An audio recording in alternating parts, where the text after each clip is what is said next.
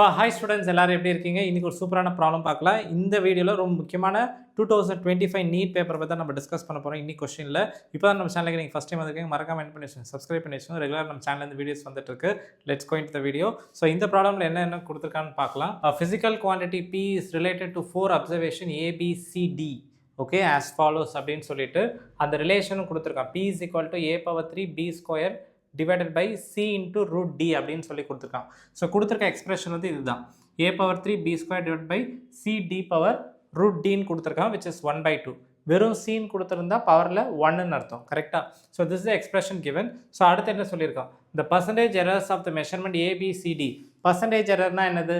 இப்போ என்கிட்ட ஒரு குவான்டிட்டி ஏன்னு இருந்துச்சுன்னா அதோட பர்சன்டேஜ் எரர் எப்படி எழுதுவோம்? del A by A into 100. கரெக்டாக? இதோட வேல்யூ தான் கொடுத்துருக்கான். ஒரு குவான்டிட்டிக்கும் 1, 3, 2, 4 அப்படின்னு சொல்லி பர்சன்டேஜ் கொடுத்துருக்கான். அப்புறம் பர்சன்டேஜ் எரர் இந்த குவான்டிட்டி P என்னன்னு சொல்லி கேட்குறான். ஃபார்முலா கொடுத்துட்டான். ஃபார்முலா கொடுத்துட்டு என்ன கேட்டிருக்கான்? அதோட பர்சன்டேஜ் எரர் கேட்டிருக்கான். Pயோட percentage error. That's the question been asked. So இதுக்கு நம்மளுக்கு டேரெக்டான ஃபார்முலாஸ் இருக்குது, ரிசல்ட்ஸ் இருக்குது. ஸோ A⁻3 இங்கே P இருக்குது. ஸோ P இருக்கிறது நம்ம என்ன பண்ணலாம்? del P by P. So del P by Pனா என்ன அர்த்தம்? It is call fractional error. So fractional error into 100 தான் நம்மளுக்கு என்ன தரும்? Percentage error. So first fractional error எழுதிடலாம், லாஸ்ட்டாக 100ஆல் மல்டிப்ளை பண்ணிடலாம். ஸோ P இருக்குது. So del P by P. A⁻3 நம்ம எப்படி எழுதலாம்? பவர் எப்பவுமே முன்னாடி வந்துடும். 3 del A by A. அதுக்கப்புறம் Bக்கு பவரில் இருக்குது 2. So 2 del B by B.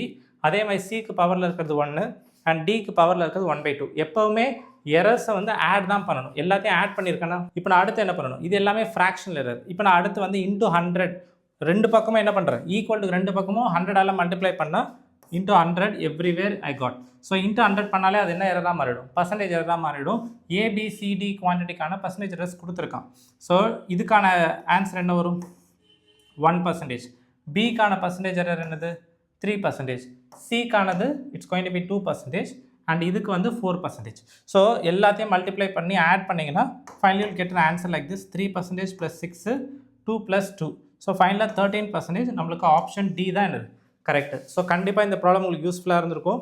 இது வந்து எரர்ஸ் வந்து ஜென்ரலாக CBSEயில் டெலிட்டட், பட் நீட்டில் கேட்டிருக்கான் 2025. ஓகே, ஸோ இது மாதிரி ரெகுலராக நீங்கள் வீடியோஸ் பார்க்கணும், மறக்காம நம்ம சேனலை சப்ஸ்கிரைப் பண்ணிக்கோங்க. நான் அடுத்த வீடியோவில் உங்களை மீட் பண்ணுறேன். By from Nagarajan. பை.